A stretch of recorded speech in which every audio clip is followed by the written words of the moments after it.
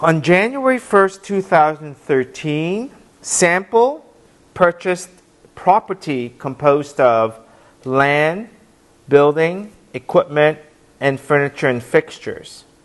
The total price of this basket, this is called a basket purchase, is $400,000 for the entire property.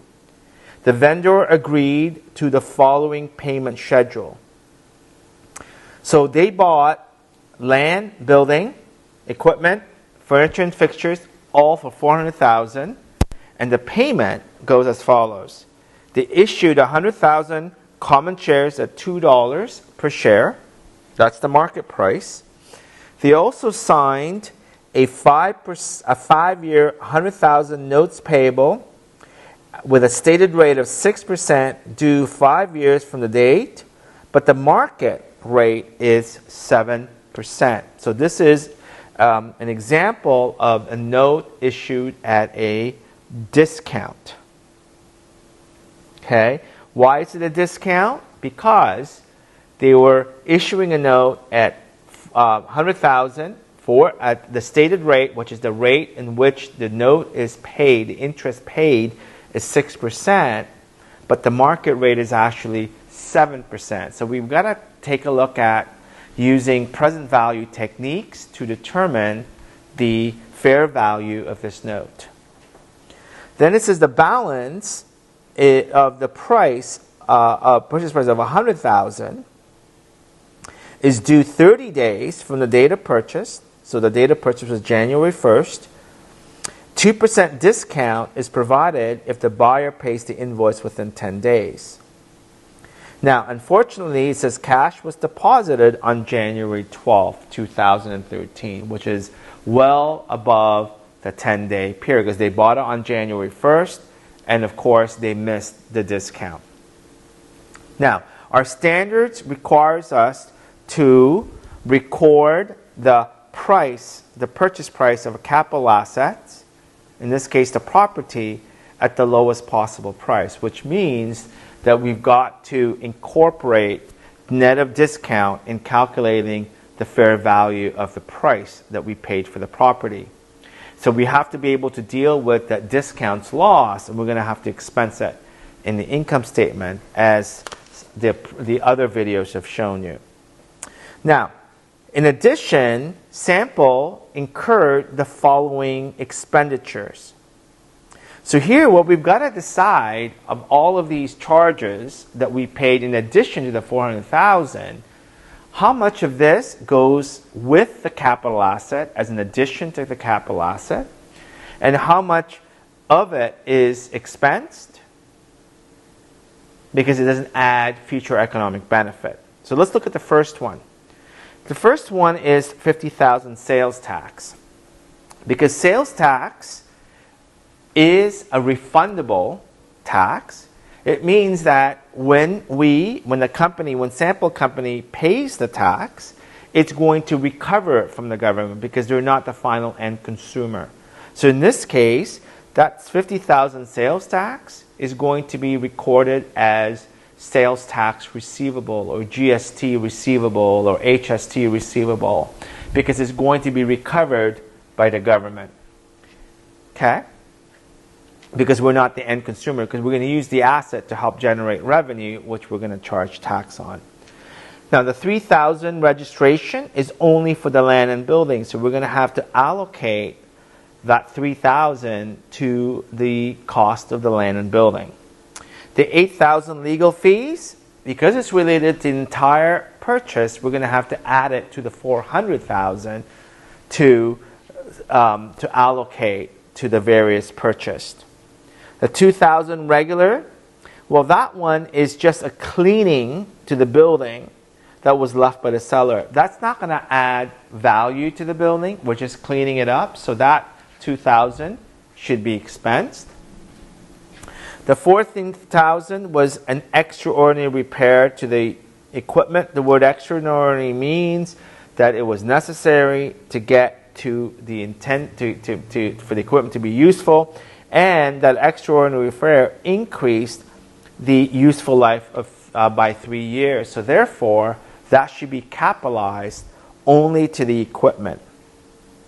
The $5,000 inspection fees are only for the equipment and furniture and fixtures, and again, that would have been important to get the asset to its intended use.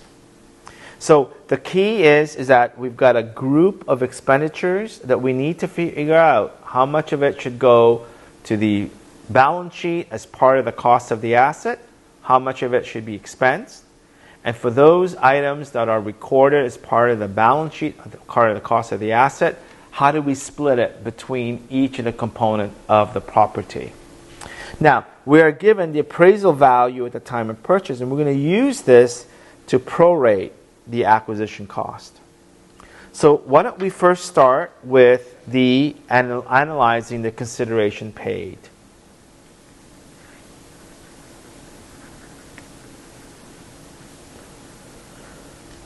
So first of all, we paid common shares. So it starts with a CS, or short form for CS, common shares.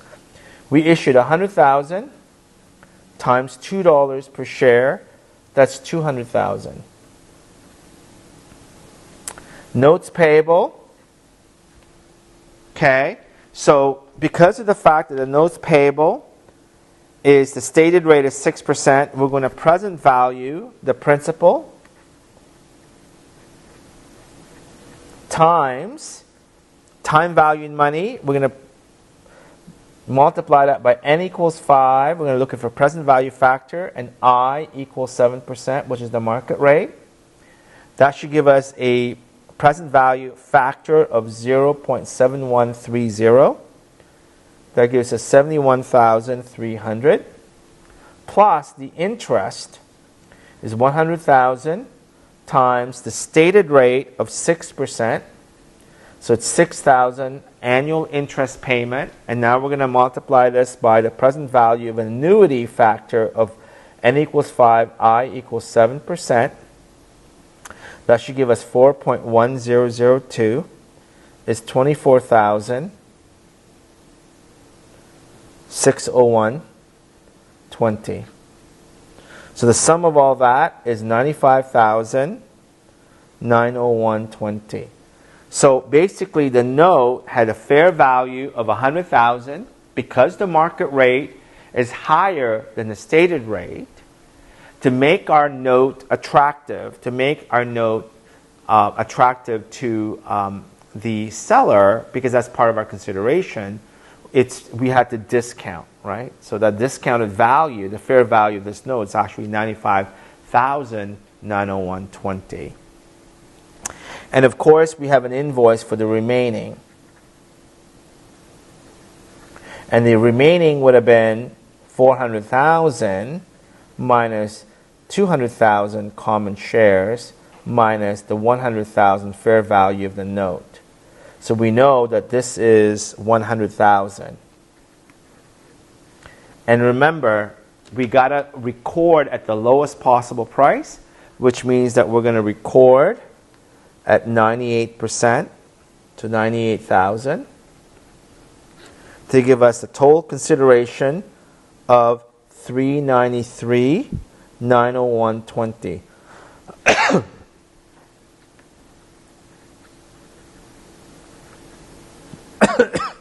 Now, of all of these expenditures, we're going to take that legal fee related to the purchase because it's going to benefit the entire basket. That was the only cost that we've incurred that benefits the entire basket. So we're going to add the legal fees.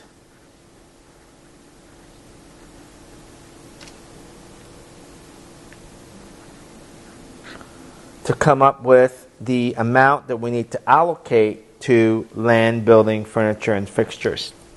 So how are we going to do that?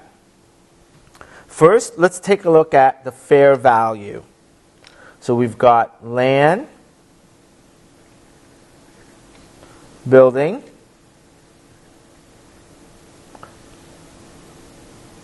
equipment, and furniture and fixture. And what we have is we have been given the appraised value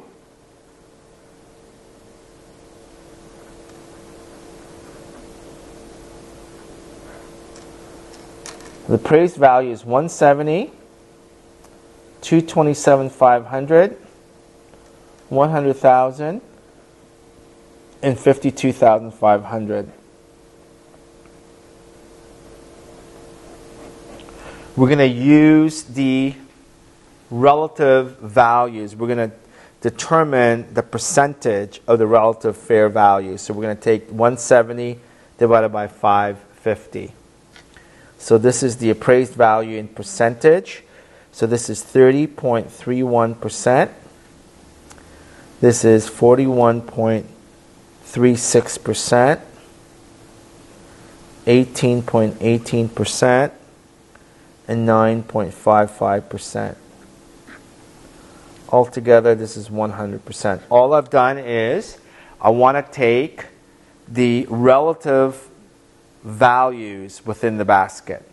So the basket consists of 4 things, and the fair value of each of these 4 things adds to 550. So I want to know what percentage of land is to the basket. It's 30.31 by taking the 170 divided by the 550 as an example.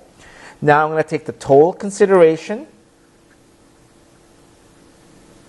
which is really this number here, and I'm going to prorate it based on these percentages. So 401, 901, 20 times 30.31 gives me 124.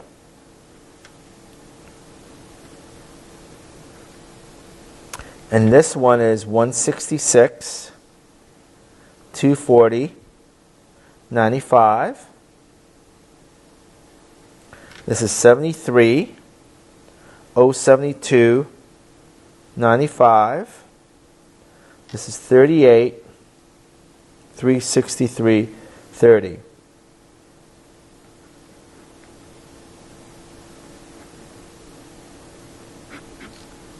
So all I've done is taken the total, including the legal fees. Now I could have separated legal fees on its own, but I decided not to, because what I needed to do is I needed to look at those expenditures and figure out which of those expenditures are going to benefit the entire basket.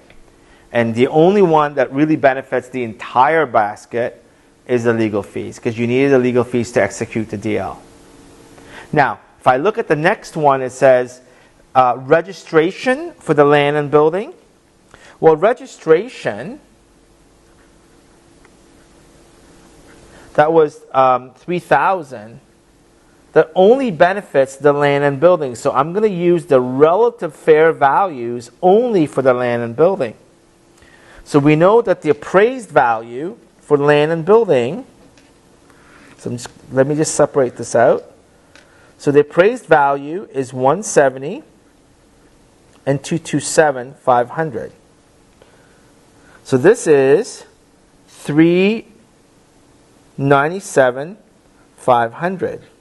So the percentage is going to be 42.7%, and this is 57.23%.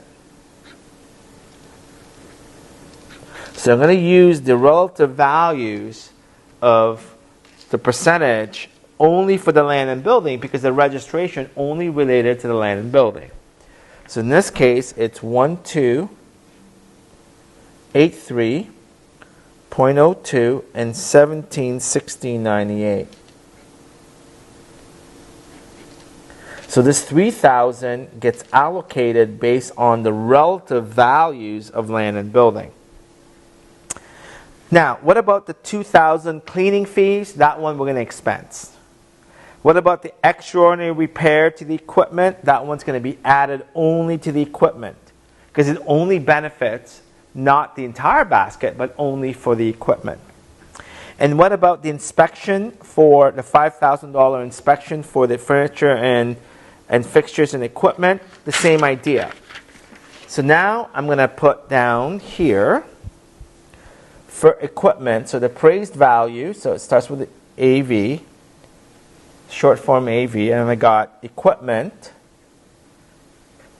and furniture and fixtures. The appraised value is 100,000 and 52,500. That gives me 152,500. The percentage of the appraised value is 65.57%, 34.43% is 100%. So we're going to take the 5,000 inspection.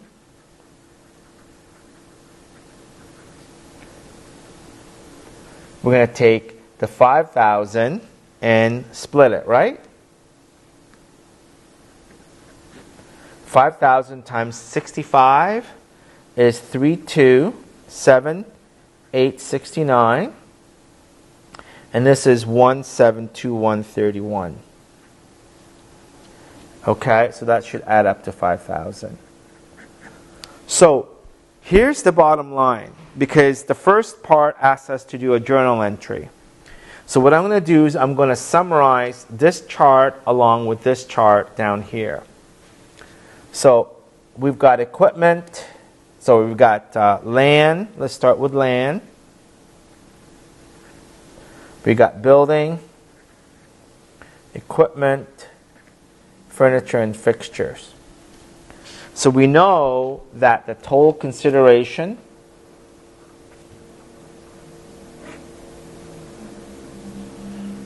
we know this is 124,224.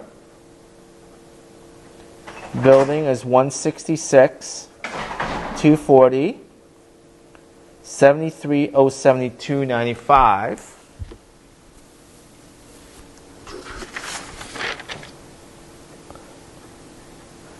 And 38,363.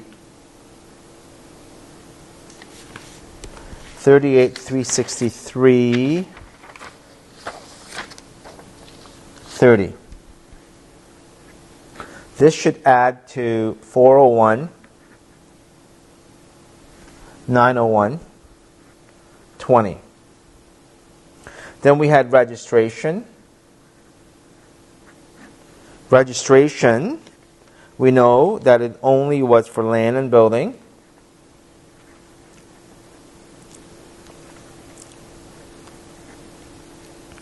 Then we're told that we've got extraordinary repairs for the equipment.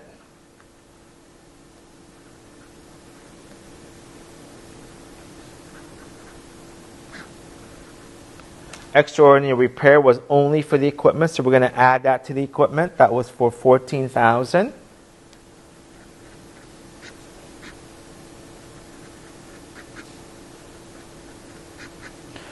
Then we had inspection, right? Inspection was only for the equipment and furniture and fixtures.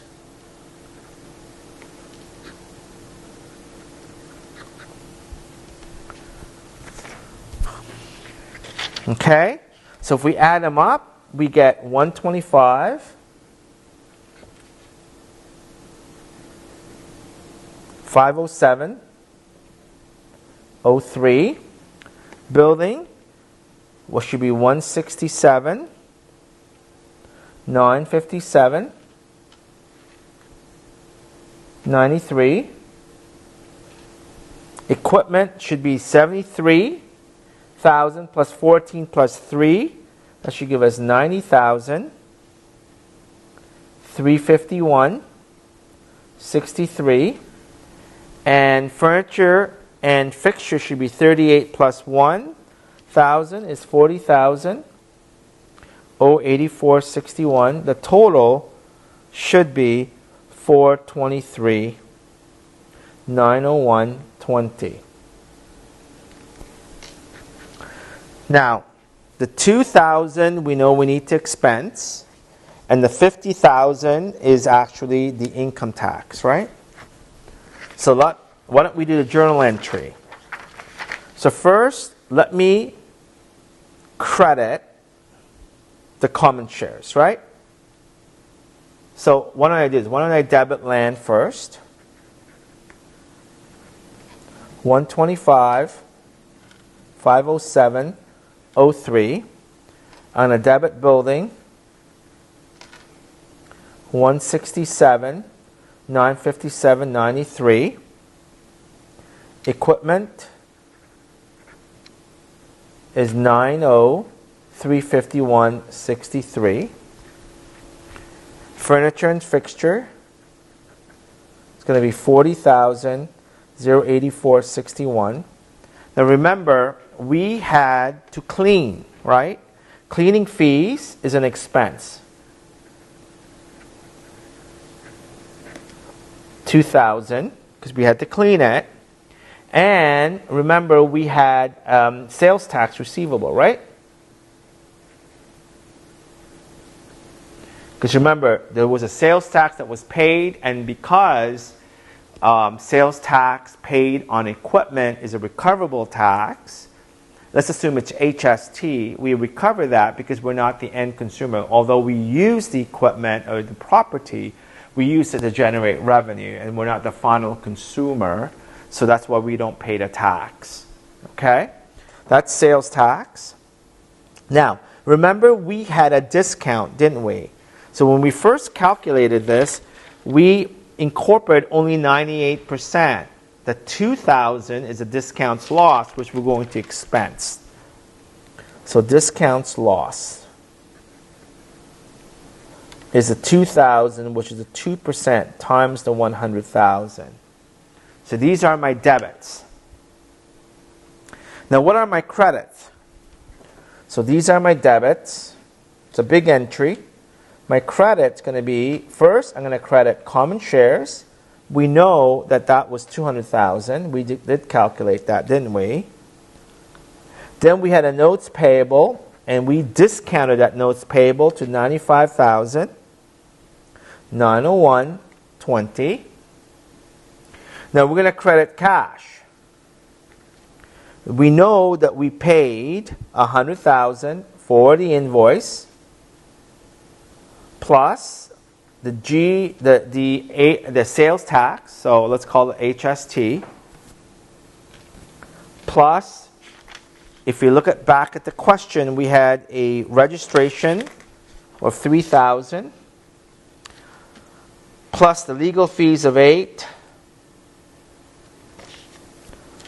plus the 2,000 cleaning fees plus the 14,000 extraordinary repairs plus the 5,000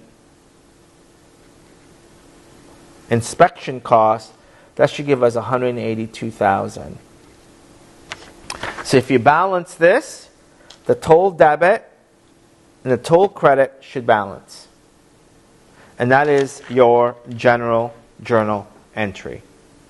Now, looking at part 2 of the question. So we did make the journal entry, we did that. So we've analyzed the acquisition.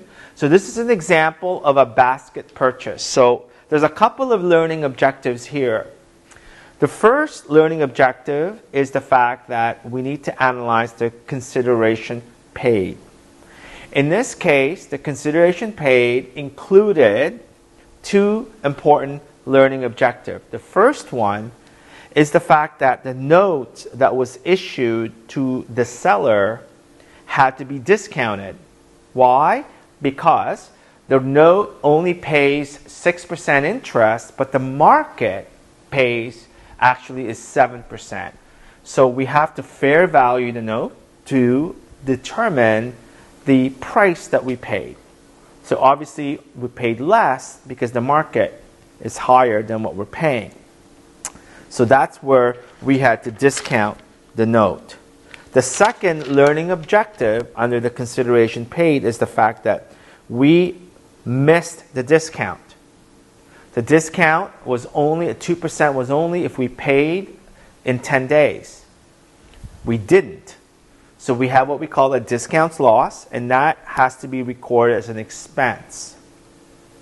So you have to pay 100,000 for the supplier's invoice, but you have to record the equipment at net of discount because it should reflect the lowest possible price of that equipment.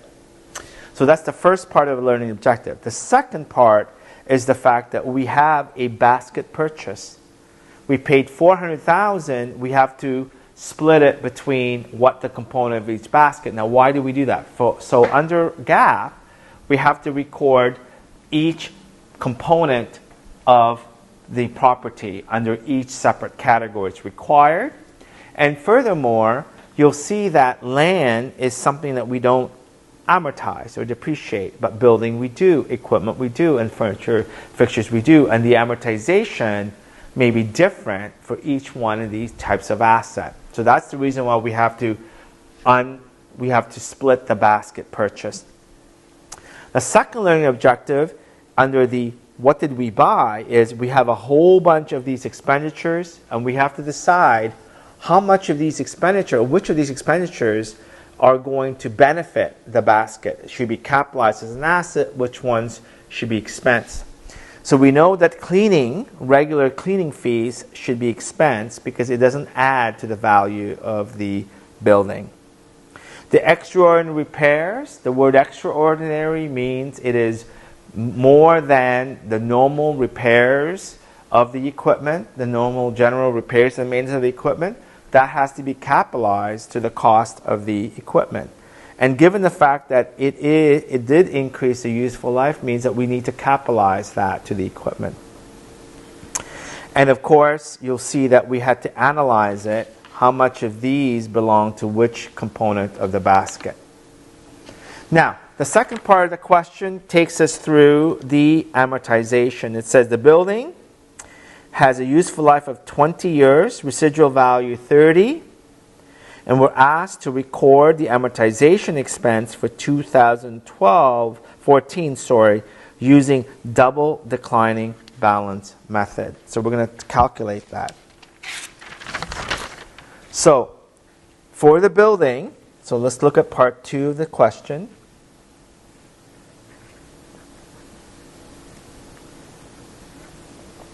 The amortization is double declining balance method. So to calculate the rate, we need 1 over straight line times 2. And the straight line is, we're told that the building has a useful life of 20 years.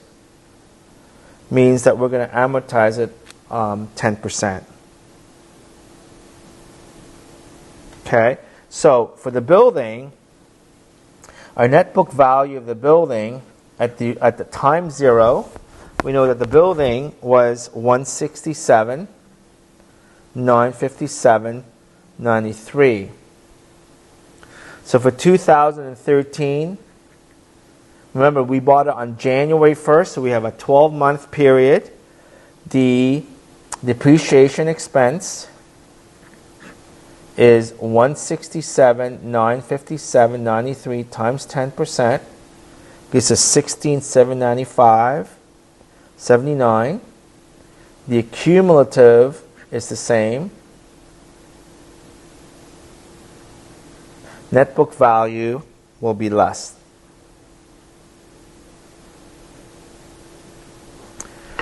For 2014, we're going to multiply 151,162.14 times 10%.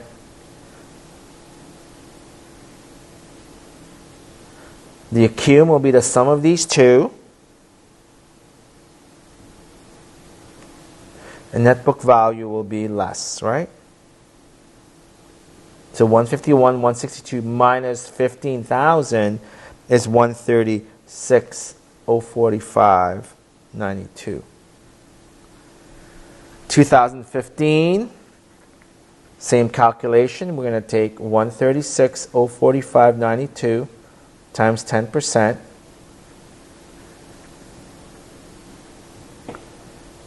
So 13,604.59. Add it to the 31,912. You get 45,516.60. And of course, take this number from the 167. Okay, you should get 122. Or take 136,045 minus the current year's depreciation to give you the 122. So there's two different ways to calculate the net book value. 2016, we've got 122.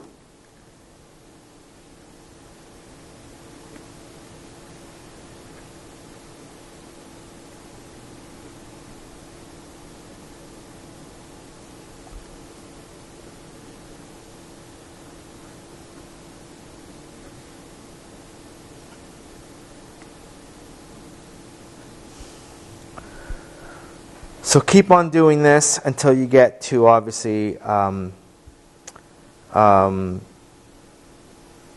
until you reach the residual value of 30. Now, number 3 says furniture and fixtures have 5 years, no residual value. What is the amortization for 2013, assuming they use straight line for that asset? So again, let's take a look at what the furniture and fixtures amortization would be. So furniture and fixture is 5 years, straight line, residual value 0. So the calculation is the depreciation rate is we're going to take the furniture and fixture, which is 40,000, 0.84, 61 divided by 5 years. There's no residual value. It's 8016.922 per year. And you'll see that the depreciation expense, because there's no proration, right?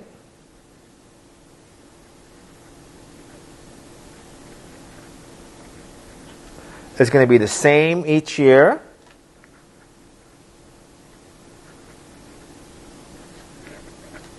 Okay. And the cumulative depreciation net book value will obviously be different, right? 801692. This will be 16033.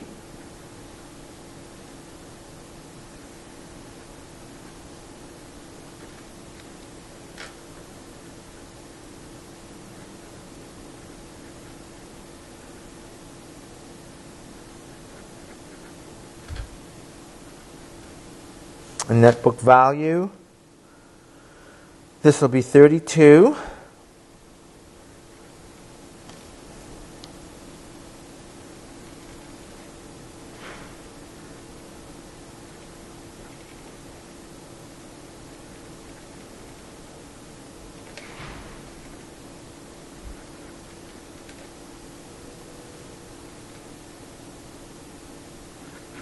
So we know at the end of 5 years, the net book value should be 0 because there was no residual value.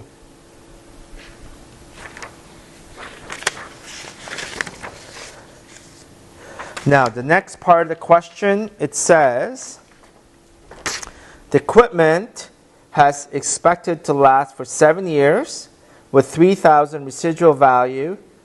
The management expects to incur a minor restoration cost of $500 to restore the building at the end of its useful life. What is the amortization expense, assuming the company uses straight line? So this one here, we're dealing with the equipment, right? Okay, so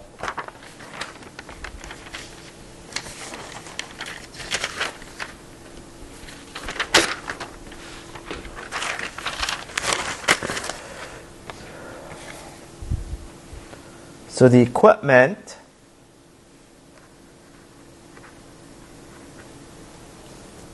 it's 7 years, straight line.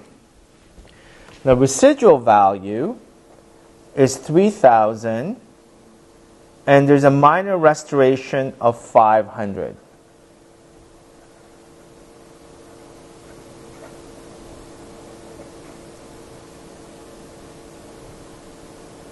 So the amortization should be, so the depreciation rate should be, okay, so we're going to take the cost of the equipment, in that case, is $90,351.63. We're going to subtract the residual value of $3,000. Now, because there's a minor restoration, we're going to net the $500. Because it's considered minor, we're going to adjust the residual value. If it was a major restoration, so let's say we have to spend a lot of money restoring, the environment, or is it the property, then we would have to record it as an accrued liability at the date of acquisition. But this one here is a minor restoration. We're going to net it against a residual divided by 7 years. So the amortization is $12,550.286 per year. So now I'm going to record the amortization. So we know that with straight line, 2013 for 7 years. So let's write down the 7 years. 14, 15, 16, 17, 18, and 19. Because we bought it on January 1st, there's no proration. So this is depreciation expense. We know what that is 12,550.23. That's the same each year. Now, the accum would be the sum of all of these amortization, right?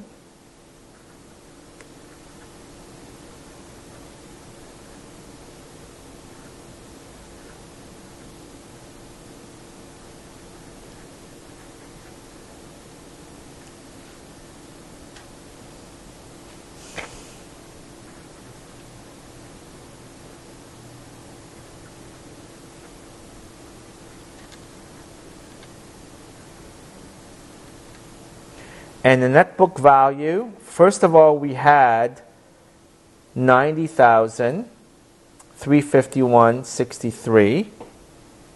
Take away the $12,550 to give us a net book value of $77,801. Again, $77,801 subtract $12,550, you should get $65,251.17.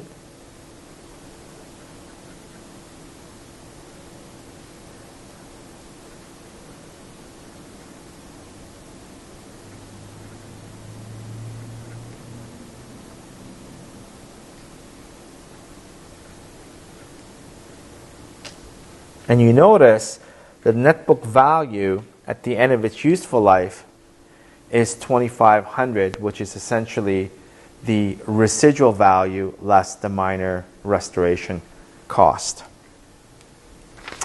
Now, the question says, under GAAP, would Sample be able to use the double declining balance for building and straight line for furniture and fixtures? In other words, what they're asking us is it possible to use different amortization method for different groups of assets? In this case, it would make sense to use different amortization for different groups of assets, or different useful life for different groups of assets, as long as it properly matches the usefulness of the asset over the life. So if you think that the building, it has a different benefit, different usefulness over the course of using the building, as opposed to the equipment. Perhaps the equipment may be best if we use straight line or double declining or units of production. GAAP allows companies to use different methodology as long as it makes sense, as long as it properly reflects the benefit or the usefulness of that asset over its economic life. Thank you.